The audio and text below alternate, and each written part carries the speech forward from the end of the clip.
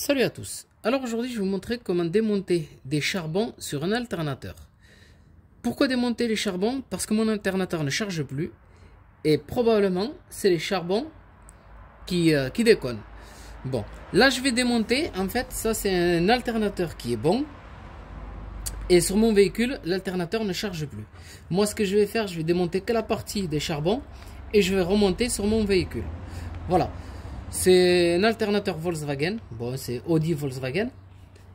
Mais pourquoi démonter les charbons en fait? Comme ils ne chargent plus, c'est forcément les charbons comme je vous ai dit et non l'alternateur. Pourquoi? Parce qu'un alternateur, vous faites minimum 500 000 km avec un alternateur. Voire jusqu'à 1 million de kilomètres. Voilà. Un alternateur, qu'est-ce qu'il peut lâcher? La plupart du temps, c'est les charbons, la poulie. Ça dépend si vous avez une poulie qui débraye. Soit c'est la poulie, soit c'est les charbons. Et l'alternateur à lui-même, il continuera à fonctionner. Si jamais vous rechargez vos charbons, il est reparti pour au moins 200 000 km. Voilà. Comment démonter les charbons? C'est très simple. Moi j'ai tout dévissé. Je vais juste vous montrer vite fait. Voilà. Pour les démonter, tout simplement, c'est de sortir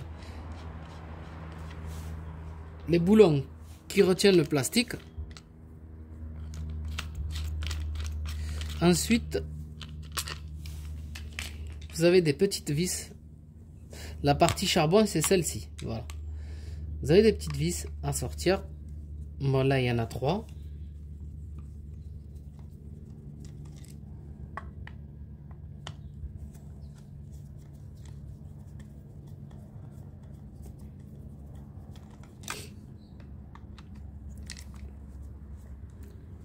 Et aussi, je vais vous montrer comment le tester, comment tester vos charbons. Voilà. Bon, là, je sors les vis.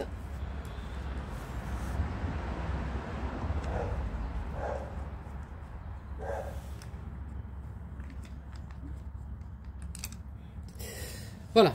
Là, la partie des charbons, elle est ici.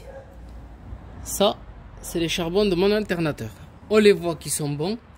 Déjà, ils sortent facilement de 1 cm, voire 1 cm et demi au point le plus près.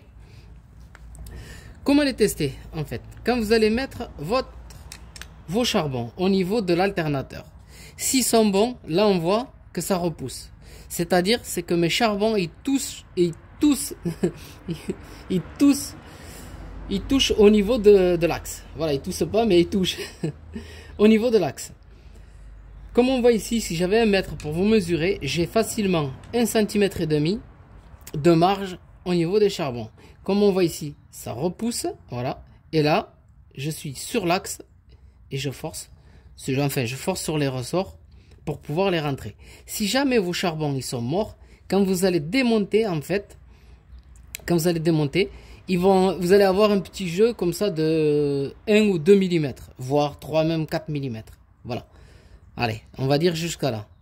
Parce que si vous l'avez jusqu'à là, quand votre axe va tourner, ça va vous faire clignoter au niveau du tableau de bord la batterie.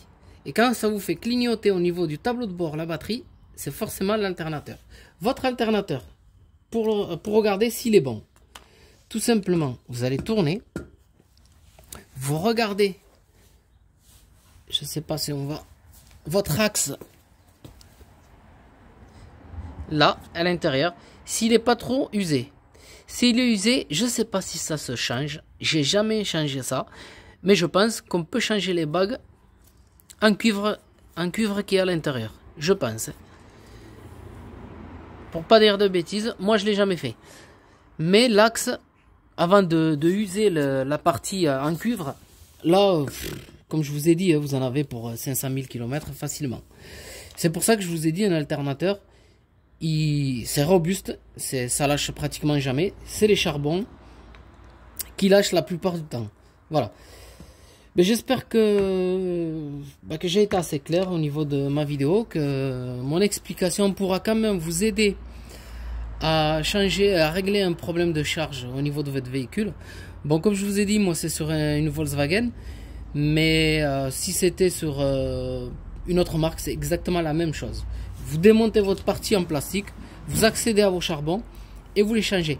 Par contre, ça, moi je l'ai déjà fait. Sur une Peugeot, ce que j'ai fait, j'avais acheté des charbons d'une visseuse électrique. C'est exactement les mêmes. Il fallait juste souder la partie électrique. Il fallait juste la souder. Et c'était des charbons d'une visseuse. Attention, ils étaient un peu plus larges. Ce que j'ai fait, je les ai poncés sur le côté.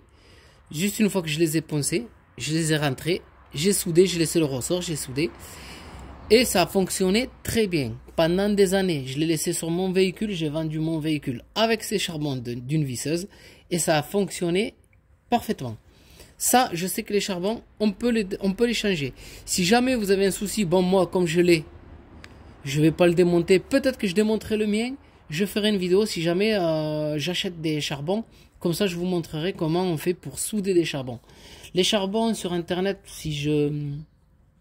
allez, ça doit coûter moins de 10 €, ça c'est sûr. Vous achetez que vos charbons et vous pouvez les souder. Après, vous avez les mesures des charbons, vous avez la longueur, la largeur et vous avez même l'épaisseur. Vous mesurez par rapport au vôtre. La longueur, c'est pas grave. Une fois que vous allez rentrer, si jamais ça dépasse trop, ben n'hésitez pas à les couper. Vous avez qu'à les couper. Mais en général, la longueur, c'est à peu près tous les mêmes. Comme on voit les miens, ils sont pas vraiment usés, ceux-là. Parce qu'avec le tournevis, j'enfonce et on voit combien ils rentrent. Là, il y a... Allez, ils ont été usés sur... Allez, on va dire ils ont été usés sur 5 mm. 5 mm, cet alternateur, comme on voit comment il est vieux, honnêtement, moi je pense que cet alternateur, il a au moins 200 000 km. Voilà. Il doit avoir entre... Ben, de toute façon, c'est sur une Golf 4. Et bon, ça a fait Golf 4, A3, bon, plusieurs véhicules. Hein. Ça fait plusieurs véhicules. Mais honnêtement, tous les véhicules de cette époque-là, ils ont minimum 200 km. Voilà, il ne faut pas se dire qu'ils ont 100 000. Il ne faut pas rêver aussi. Voilà. J'espère que bon, j'ai un peu prolongé la vidéo, mais bon, c'est les explications que je vous donne. Ça peut vous aider quand même à résoudre les problèmes, ça peut vous aider à faire des économies, à changer que des charbons, à changer carrément, si vous voulez, la pièce complète. Bon, la pièce complète, je ne sais pas combien ça doit coûter sur le net aussi une vingtaine ou une trentaine d'euros, minimum, ouais, une trentaine d'euros je pense. Après, l'alternateur, moi je vous ai dit, des fois vous pouvez changer aussi, vous pouvez changer vos charbons et vous allez regarder votre axe, il va être bon. Mais quand vous allez le monter, il va pas charger. Ce que vous faites, ce qui est bien à faire, quand vous allez démonter aussi vos charbons, vous prenez un papier de verre, vous le mettez avec le doigt, vous enfoncez et vous faites tourner. Pas beaucoup, hein. Vous le laissez tourner une dizaine de fois, juste que ça le ponce un peu. Et comme ça, quand vous démarrez, directement l'étincelle va se faire. Et ça sera d'origine. Nickel, ça partira de suite. Parce que des fois, c'est... en fait, vous avez des arcs électriques. Et ça vous empêche d'avoir la tension qui passe au niveau avec les charbons et au niveau de l'axe en cuivre. Voilà, j'espère que j'ai été assez clair. Et je vous souhaite une très bonne vidéo à tous.